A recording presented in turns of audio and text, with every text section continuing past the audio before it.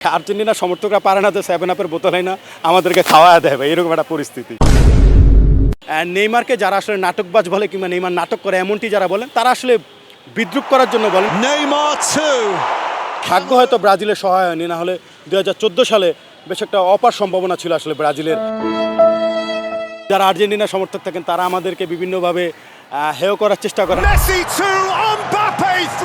Brazil আসলে সত্যি কথা বলতে নান্দনিক ফুটবল খেলে, শৈল্পিক ফুটবল খেলে। ব্রাজিলের নেইমারের বেশ ভক্ত হয়ে আছে এবং নেইমারের যে স্কিল সেটি আমাকে মুগ্ধ করে, বিশেষ করে তার যে নৈপুণ্য সেগুলো দেখে আমি আসলে অভিভূত হই। ফুটবলের জন্য আসলে রোনালদোর যেই ভূমিকা এবং তার যে আসলে অর্জন, সেই জায়গা থেকে আমি মনে করছি যে তিনিও একটা বিশ্বকাপ আসলে পাওয়ার দাবিদার। ব্রাজিল এবং আর্জেন্টিনার মধ্যকার যদি একটা ম্যাচ আমি উপভোগ করতে পারতাম এবং সেটি যদি হতো ব্রাজিলের মারাকানা স্টেডিয়ামে, আমার মনে হয় সেটি হতো স্বপ্নের মতো।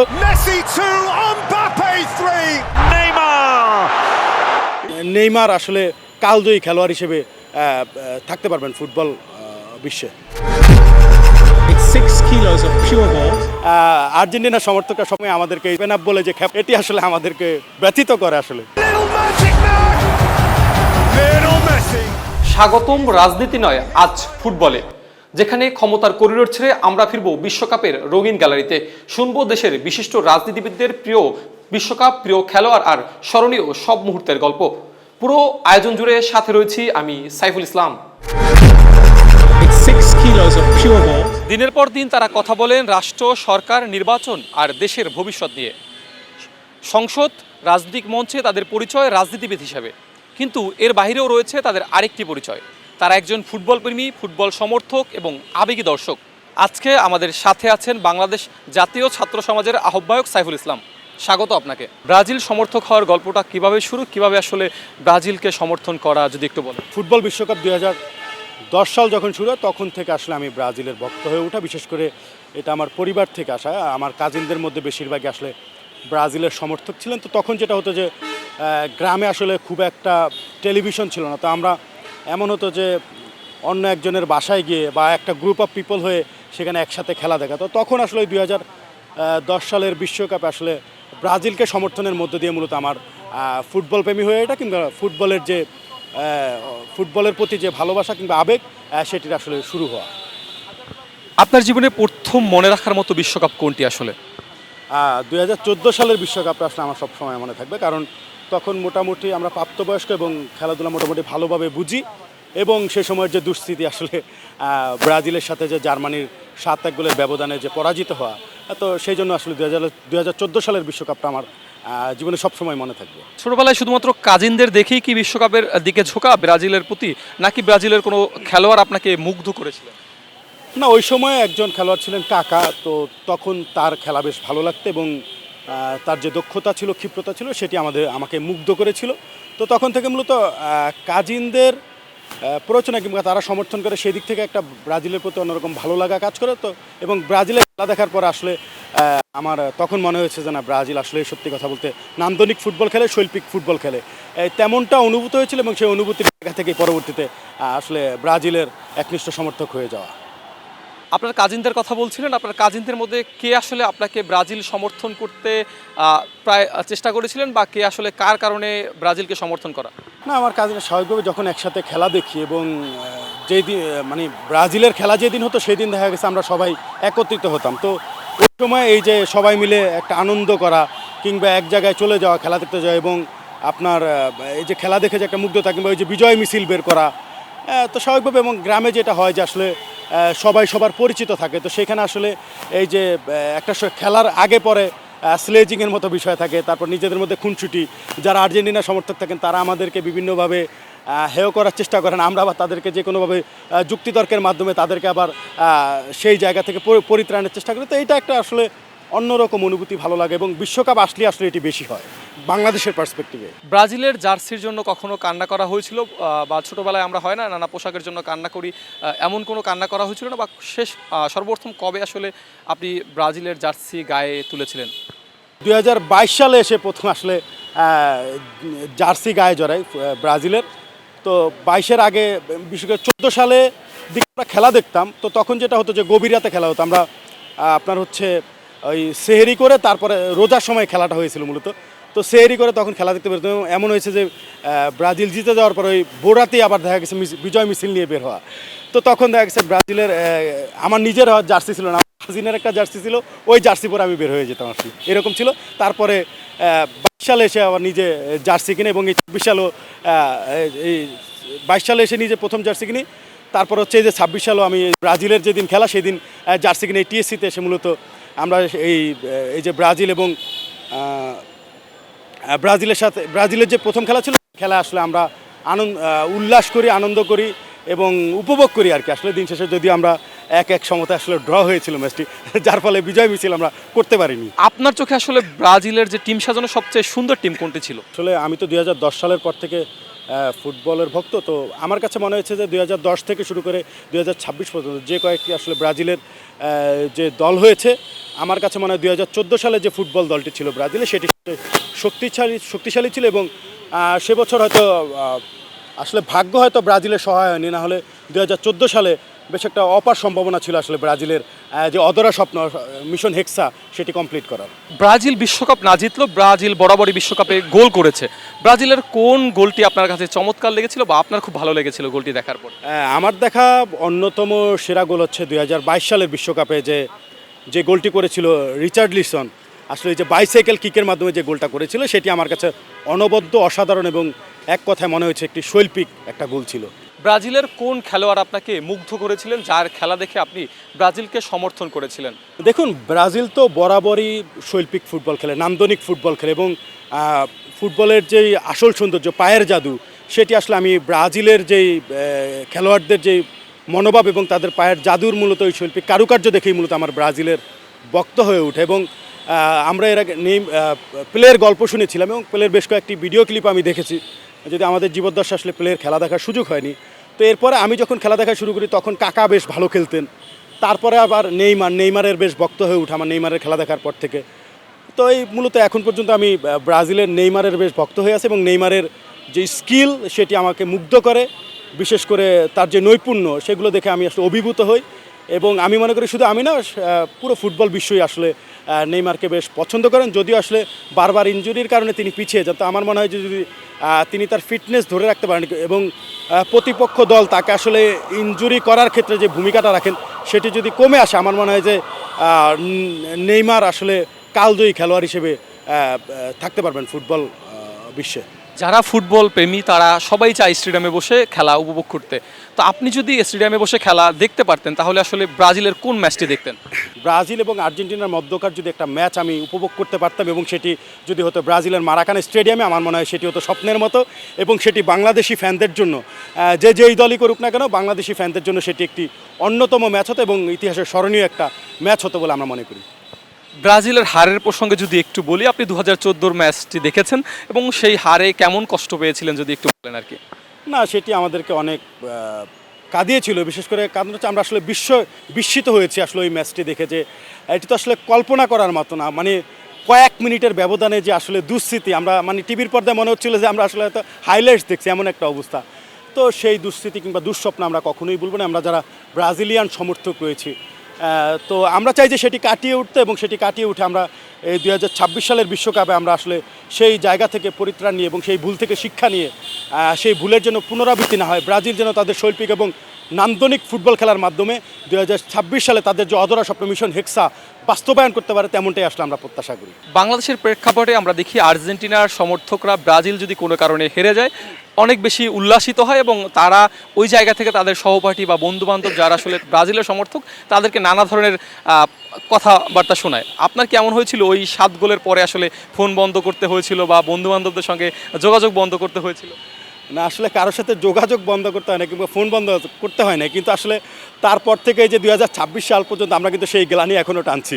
বিশেষ করে আর্জেন্টিনা ভক্তদের যে স্লেজিং করা আমাদেরকে কিংবা বিদ্রুপ করা, সেটি আসলে তাদের থেমে নেই, বরং ওই 7-1 গোলের ব্যবধানের যে পরাজয় আমাদের, সেটিকে আসলে তারা 7-আপের রূপ দিয়েছে এবং 7-আপ বাংলাদেশে একটি অন্যতম কোল্ড ড্রিঙ্কস, আপনি জানেন যে সবাই পান করে। তো এটি আসলে আমাদের দৈনন্দিন পণ্য হিসেবে সবসময় আমাদের চোখের সামনে থাকে আর আমাদের এই দুঃস্মৃতি বহন করতে এবং আর্জেন্টিনার সমর্থকরা সবসময় আমাদেরকে এই 7 আপ বলে যে খেপানো, এটি আসলে আমাদেরকে ব্যথিত করে। আসলে আমরা এই দুস্থিতি থেকে বেরোতে চাই।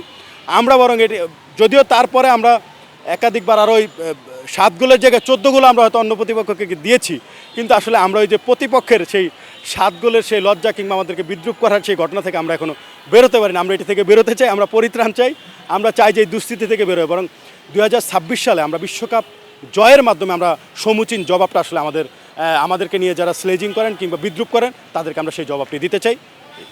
আপনি 7 আপের কথা বললেন, এই যে 7 আপ বলা হয় ব্রাজিল সমর্থকদের, এই 7 আপ নিয়ে আপনার কোনো বিবৃতিকর পরিস্থিতির মধ্যে পড়তে হয়েছিল এমন কোনো ঘটনা মনে পড়ে? ভাই, বিব্রতকর পরিস্থিতি কি, আর্জেন্টিনার সমর্থকরা পারে না যে 7 আপের বোতল হয় না আমাদেরকে খাওয়া দেয় ভাই, এরকম একটা পরিস্থিতি। তো যাই হোক, আমরা বা তাদেরকে 3 পিস বলি, যেহেতু আমরা আমাদের বিশ্বকাপে তারা আমাদেরকে 7 আপ বলে খেপালে বা বিদ্রুপ করলে আমরা বা তাদেরকে তাদের 3টি বিশ্বকাপের বিনিময়ে আমরা বলি যে 3 পিস। তো আমরা যেহেতু বিশ্বকাপ জয়ের দিক থেকে তাদের থেকে যোজন অনেকখানি এগিয়ে রয়েছে, এবং একই সাথে আপনি জানেন যে বিশ্বকাপ ফুটবল বলতে যেই রেকর্ডের কথা বলা হয়, যে পরিসংখ্যানের কথা বলা হয়, সেই পরিসংখ্যানে যোজন যোজন এগিয়ে ব্রাজিল দল, তাদের ধারে কাছেও অনেকে নেই। সর্বোচ্চ গোল করার রেকর্ড, সর্বোচ্চ বিশ্বকাপ জেতার রেকর্ড, সর্বোচ্চ টানা ম্যাচ জেতার রেকর্ড, এবং টানা বিশ্বকাপে সর্বোচ্চ ম্যাচ জেতার রেকর্ডও ব্রাজিল। এবং একই সাথে আপনি জানেন যে 4টি মহাদেশে বিশ্বকাপ জেতার একমাত্র দল কিন্তু ব্রাজিল। তো এরকম অসংখ্য রেকর্ড রয়েছে। ব্যক্তিগত অর্জনের কথাও যদি আপনি বলেন, যে পেলে থেকে শুরু করে আরও অসংখ্য খেলোয়াড় রয়েছে যাদের অনেক বেশি অভিজ্ঞ রেকর্ড রয়েছে, যেটি আসলে অন্যান্য দলের তুলনায় আমরা যোজন যোজন এগিয়ে রয়েছে। এবং ফুটবলের যে আসল উন্মাদনা, সৌন্দর্য, শৈল্পিক কারুকার্যের কথা আমরা বলি, পায়ের জাদুর কথা বলি, সেখানে আমরা মনে করছি যে ব্রাজিলের খেলোয়াড়রা অনেকখানি এগিয়ে রয়েছে, এবং দল হিসেবে ব্রাজিল সবচেয়ে ভালো খেলেন। এবং ফুটবলের যত অর্জন রয়েছে আমি মনে করি এর অর্ধেক অর্জনই আসলে ব্রাজিলের পকেটে রয়েছে। এত অর্জন থাকার পরেও ব্রাজিল দীর্ঘ সময় ধরে বিশ্বকাপ নিতে পারছে না বা বিশ্বকাপে জয়লাভ করতে পারছে না, বিষয়টি আপনি কিভাবে দেখছেন? না, এটা অত্যন্ত দুঃখজনক, এবং একজন ব্রাজিলিয়ান সমর্থক হিসেবে তো আমরা নিজেরাও মর্মাহত। আসলে দীর্ঘদিন যাবত আমরা আসলে বিশ্বকাপটি আমরা জিততে পারছি না। কিন্তু এটি সত্যি কথা যে বিশ্বকাপ আমরা না জিততে পারলেও প্রতিটি বিশ্বকাপে ব্রাজিল কিন্তু এই যে ফুটবলের যে আসল সৌন্দর্য যেটা বলে আসলে দর্শকদেরকে মাতিয়ে রাখা, সেটি কিন্তু ব্রাজিল করছে। এবং প্রতিটি ম্যাচেই হয়তো তারা তাদের খেলার যে নৈপুণ্য, দক্ষতা, সেটি দেখিয়ে যাচ্ছে। কিন্তু হয়তো ভাগ্য কোনো কারণে আমাদের সহায় হচ্ছে না বলে হয়তো আমাদের সেই বিশ্বকাপটি হয়তো জেতা হচ্ছে না। তো আমরা বিশ্বাস করি যে সকল পরিসংখ্যানকে পেছনে রেখে এবং অতীতকে পেছনে রেখে এবার ব্রাজিল মিশন হেক্সা কমপ্লিট করবে, এবং এই মিশন হেক্সা কমপ্লিট করার মাধ্যমে আমরা আমাদের প্রতিপক্ষ কিংবা অন্য যারা রয়েছেন তাদেরকে সমুচীন জবাব দিতে পারবো।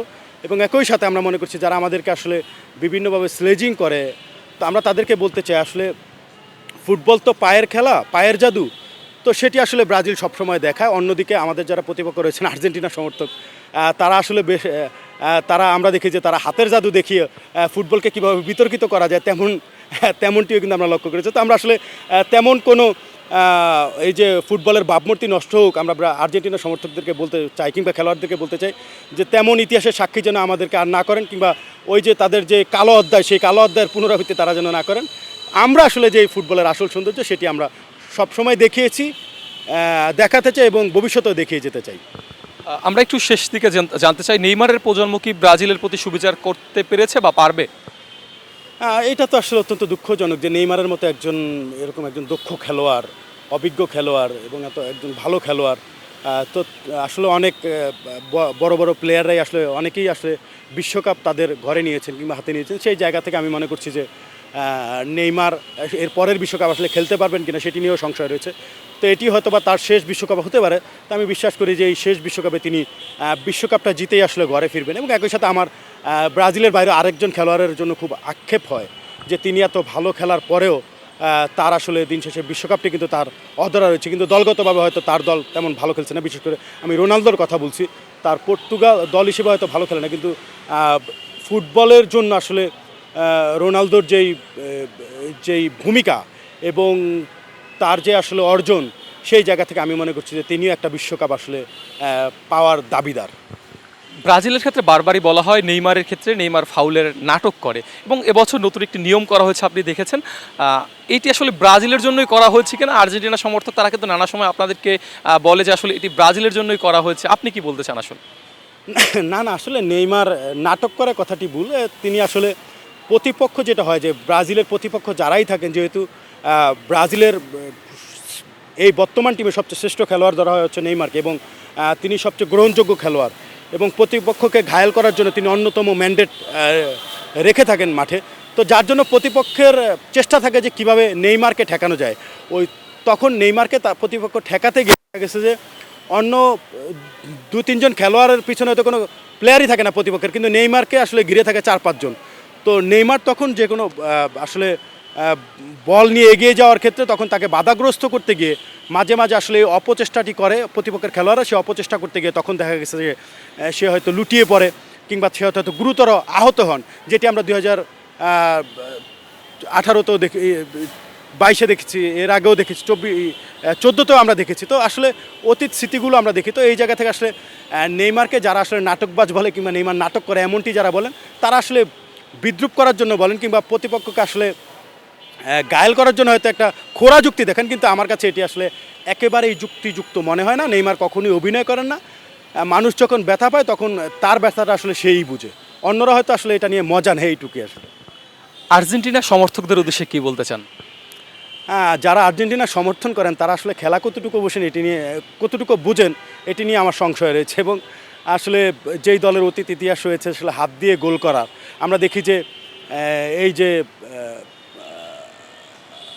হাত দিয়ে যে যিনি গোল করেছেন আর্জেন্টিনার যে কিংবদন্তি খেলোয়াড়, তাকে আমি আসলে এই স্বৈরাচার সরকার শেখ হাসিনার সাথে তুলনা করতে চাই। কীভাবে? যেমন তিনি যেই ম্যাচে আসলে হাত দিয়ে গোল করেছেন সেই ম্যাচেই কিন্তু তিনি ইতিহাসের সর্বশ্রেষ্ঠ গোলটি করেছিলেন। তো অথচ সর্বশ্রেষ্ঠ গোল করেও, শ্রেষ্ঠ গোলটি করেও তিনি কিন্তু তার অর্জনটি ধরে রাখতে পারেনি, কারণ বরং তিনি ফুটবলের ইতিহাসে একটা কালো অধ্যায় কিংবা ফুটবলকে বিতর্কিত করার মতো একটা অধ্যায় তিনি রেখে গিয়েছিলেন। একইভাবে স্বৈরাচার শেখ হাসিনা যেভাবে দেখেন যে উন্নয়নের গল্প বলে বলে এবং উন্নয়ন করে করে যেভাবে তিনি আসলে বুলি আওড়াতেন, তারপরে এই উন্নয়নের সাথে সাথে তিনি স্বৈরাচারী কায়দায় দেশ চালিয়ে দিন শেষে কিন্তু তিনি দেশ থেকে বিতর্কিত হয়েছেন। একইভাবে আমি ওই ব্রাজিলের কিংবদন্তি খেলোয়াড়ের ক্ষেত্রে আসলে সেটি আমি দেখি যে তিনি যেই ম্যাচে সবচেয়ে ভালো গোলটি করেছেন, তিনি সেই ম্যাচে আবার ইতিহাসের সবচেয়ে বিতর্কিত গোলটিও করেছেন। আমরা এবার একটু ঝটপট উত্তরে যেতে চাই। প্লে না রোনালদো? নিঃসন্দেহে পেলে। রোনালদিনো নাকি কাকা? কাকা। নেইমার নাকি ভিনিসিয়াস? অবশ্যই নেইমার। ব্রাজিল না অন্য কোনো দল? অবশ্যই ব্রাজিল। ব্রাজিলকে এক কথায় কি বলতে চান? অনবদ্য, শৈল্পিক, নান্দনিক। ধন্যবাদ আমাদের সঙ্গে যুক্ত হওয়ার জন্য। আপনাকেও ধন্যবাদ, এনপিপি পরিবারের সকলকে, সংশ্লিষ্ট সকলকে ধন্যবাদ।